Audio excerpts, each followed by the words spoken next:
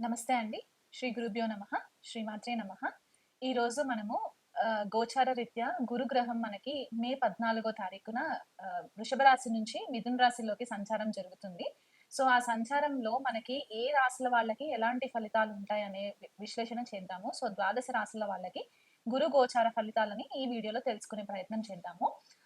గురుగ్రహం మనకి మే 14 తారీఖున రాత్రి 11 గంటల 20 నిమిషాలకి మనకి న్యూఢిల్లీని గనక మనము లొకేషన్‌గా తీసుకున్నట్లయితే గనక, ఆ సమయానికి వృషభ రాశి నుంచి మిథున రాశిలోకి సంచారం జరుగుతుంది.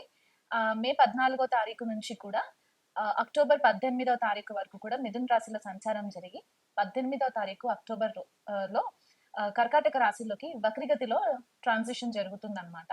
సో, అక్టోబర్ 18 నుంచి డిసెంబర్ 5 తారీఖు వరకు కూడా గురువు కర్కాటక రాశిలో వక్రగతిలో సంచారం జరిగి డిసెంబర్ 5 తారీఖున మళ్ళీ డైరెక్ట్ మోషన్‌లోకి వచ్చిన తర్వాత నెక్స్ట్ ఇయర్ అంటే 2026 జూన్ 2 తారీఖు వరకు కూడా గురువు మనకి మిథున రాశిలో సంచారంలో ఉంటుంది. అంటే దాదాపుగా ఒక 2 రాశులని మనకి ఈ ఇయర్ కవర్ చేస్తారనమాట. అండ్ ఇది మనకి అతిచార్య అని కూడా చెప్తారు. ఈ సంవత్సరం గురువు అతిచార్య అంటే చాలా ఫాస్ట్ మూవ్‌మెంట్ ఉంటుందనమాట. సో, గురువు మనకి జనరల్‌గా ఏమనుకుంటామంటే జీవకారక గ్రహము అని చెప్పేసి అనుకుంటూ ఉంటామనమాట. ఎందుకంటే గురువు చాలా మంచి ఫలితాలిస్తారు. శుభగ్రహము. మనకి ఏ ఆస్పీషియస్ ఫంక్షన్స్ చేసుకోవాలనుకున్నా కూడా గురుబలం చూసిన తర్వాతే మనము కాలిక్యులేషన్స్‌లోకి తీసుకునే ప్రయత్నం చేస్తూ ఉంటామనమాట. జీవకారక అంటే మనకి ఏదైతే ఆక్సిజన్ మనకి సప్లై అవుతుందో దీనికి గురువే కారణం అవుతారు. మనకి ప్రాపర్ ఎథిక్స్ నేర్పించడానికి, మన మారల్స్, వాల్యూస్ ఇవన్నీ కూడా గురు గ్రహం నుంచే వస్తాయి.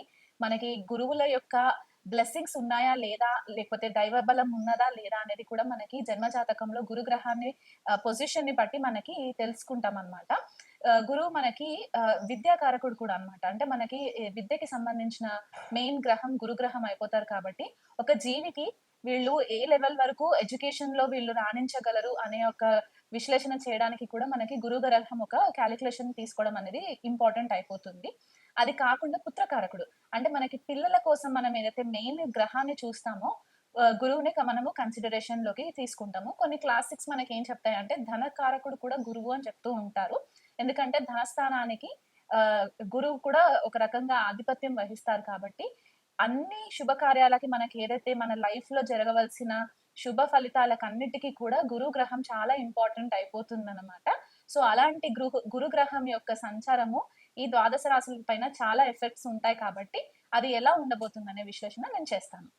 మిథున రాశి వాళ్ళకి గురు గోచారం ఎలా ఉండబోతుందో చూద్దామండి. మిథున రాశి వాళ్ళకి జన్మంలోకే గురువు సంచారం అంటే మిథున రాశి కానివ్వండి, మిథున లగ్నం కానివ్వండి.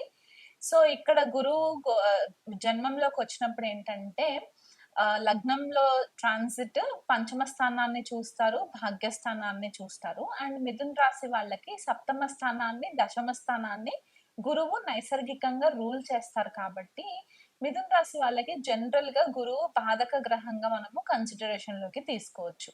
కాకపోతే జన్మంలో గురువు సంచారము అందులో 2 మెయిన్ త్రికోణాస్‌ని రూల్ చేస్తా ఆ వీక్షణ పడుతుంది కాబట్టి పంచమ వీక్షణ అండ్ భాగ్యస్థానం పైన కూడా వీక్షణ పడుతుంది కాబట్టి, ఈ మిథున రాశి వాళ్ళకేమవుతుందంటే ఇదివరకు చాలా చికాకుల పరిస్థితుల్లో ఉన్న మిథున రాశి వాళ్ళకి ఇప్పుడు ఒక కొత్త ఊరట వస్తుందనమాట. ఒక కొత్త ఎనర్జీని వాళ్ళు ఫీల్ అవుతున్న రకంగా వాళ్ళకి కనిపిస్తూ ఉంటుంది.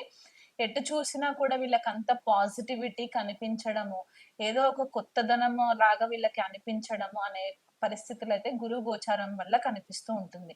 వీళ్ళకి ఆకస్మికంగా ఎవరైనా మంచి గురువులు తారసపడడము, వాళ్ళ వల్ల వీళ్ళు ఆధ్యాత్మికంగా ఎదగడము, లేదా ఏదైనా టెంపుల్స్ దర్శనం చేసుకోవడము, ఆహ్, ధార్మికంగా ఉండడం. ఇదివరకు ఏదన్నా ఒక ప్యాటర్న్ గనక ఫాలో అవుతూ ఉంటే గనక, ఆ ప్యాటర్న్ నుంచి కొద్దిగా చేంజెస్ చేసుకొని, వాళ్ళ బిహేవియర్‌లో చేంజెస్ చేసుకొని, కొద్దిగా మెచ్యూరిటీ థింకింగ్ వచ్చే ఛాన్సెస్ కూడా మనకి మిథున రాశి వాళ్ళకి కనిపిస్తుంది. అంటే ఈ దూకుడుతనము పనులు కాకుండా కొద్దిగా లౌక్యం ప్రదర్శించి, ఆచితూచి అడుగులు వేసేలాగా వీళ్ళకి మంచి ఫేవరబుల్ రిజల్ట్స్ ఉంటాయి. అలాగే వీళ్ళకెవరైనా సరే మిథున రాశి వాళ్ళు హైయర్ స్టడీస్ అంటే ఏదైనా ఎక్కువ స్థాయిలో ఉన్న స్టడీస్ ఏదైనా చేసుకోవాలి అని అనుకుంటే కనుక అంటే ఇప్పుడు డిగ్రీ కంప్లీట్ అయిపోయిన తర్వాత నేను ఇంకా బెటర్‌గా కెరియర్‌లో క్లిక్ అవ్వాలి అని అనుకుంటున్నాను కాబట్టి నాకు ఎడ్యుకేషన్ పరంగా నాకు హెల్ప్ అవ్వాలి అని అనుకున్న వాళ్ళు ఎవరైతే మిథున రాశి వాళ్ళు ఉంటారో వాళ్ళు ఏదైనా ఒక స్కిల్స్ నేర్చుకునే అవకాశం అయితే ఖచ్చితంగా కనిపిస్తుంది. అది వీళ్ళు ఇండియన్ యూనివర్సిటీస్‌తో చేస్తారా? లేకపోతే ఫారెన్ యూనివర్సిటీస్‌తో చేస్తారా? అనేది కూడా వాళ్ళ వ్యక్తిగత జన్మ జాతకాన్ని బట్టి కూడా మనము విశ్లేషణ చేసుకోవచ్చు. కాకపోతే న్యూ స్కిల్స్ నేర్చుకోవడం అనేది మాత్రం మనకి మిథున రాశి వాళ్ళకి చాలా క్లియర్‌గా కనిపిస్తుంది. మిథున రాశి వాళ్ళ పిల్లల పైన కూడా ఎక్కువ ఫోకస్ పెట్టే దాఖలాలు కనిపిస్తున్నాయి. ఎందుకంటే పంచమ స్థానము మనకి పుత్రస్థానం లాగా కూడా మనం చెప్పుకుంటూ ఉంటాం కాబట్టి, పిల్లల విషయంలో చాలా కేర్ తీసుకుంటారు. వాళ్ళ ఎడ్యుకేషన్ విషయంలో కూడా దగ్గరుండి అన్ని విషయాలు చూసుకునే ప్రయత్నం చేస్తూ ఉంటారు. నెగ్లిజెన్సీ ఉండదు. వేకువజామునే నిద్ర లేవడము, పూజారాధనలో ఉండడము, ఇలాంటివి కూడా చాలా కొత్త కొత్త టెక్నిక్స్ అన్నీ కూడా మిథున రాశి వాళ్ళు ఫాలో అయ్యే ఛాన్సెస్ కనిపిస్తున్నాయి. అండ్ వీళ్ళకి కెరియర్ విషయంలో కూడా ఎందుకంటే సప్తమాధిపతి, దశమాధిపతి లగ్నంలోకెళ్ళినప్పుడు ఏమవుతుందంటే, కెరియర్ పరంగా వీళ్ళకి మంచి నెట్వర్క్ సర్కిల్ పెరగడము, ఆ నెట్వర్క్ సర్కిల్ వల్ల వీళ్ళకి ఒక రికగ్నిషన్ రావడము, వీళ్ళు ఒక ఎవరన్నా నార్మల్ అసోసియేట్ లెవెల్‌లో ఉన్నవాళ్ళు టీమ్ లీడర్ పొజిషన్స్‌కి ట్రై చేయడము, లేకపోతే టీమ్ లీడర్ పొజిషన్స్‌లో ఉన్న వాళ్ళు లీడర్‌షిప్ రోల్స్‌కి వెళ్ళడము, వీళ్ళ తెలివితేటలకి ఎదుటి వాళ్ళు చాలా ఆహ్, అప్రిషియేట్ చేయడము, ఇవన్నీ కూడా మిథున రాశి వాళ్ళకి చాలా ఫేవరబుల్ రిజల్ట్స్ కనిపిస్తున్నాయి కాబట్టి, ఈ గురు గోచారము మిథున రాశిలో ఉన్నన్ని రోజులు కూడా మీరు ఒక మంచి కెరియర్‌ని సెట్ చేసుకోవడానికి అంటే వచ్చే 12 సంవత్సరాల వరకు మీకంటూ ఒక రికగ్నిషన్ రాడానికి ఇప్పుడు మీరు బీజం వేసుకున్నట్లయితే గనక, ఒక ప్లానింగ్ ప్రకారం వెళ్తే గనక, మీకీ గురు గోచారం చాలా ఫేవరబుల్ రిజల్ట్స్ ఇస్తాయి.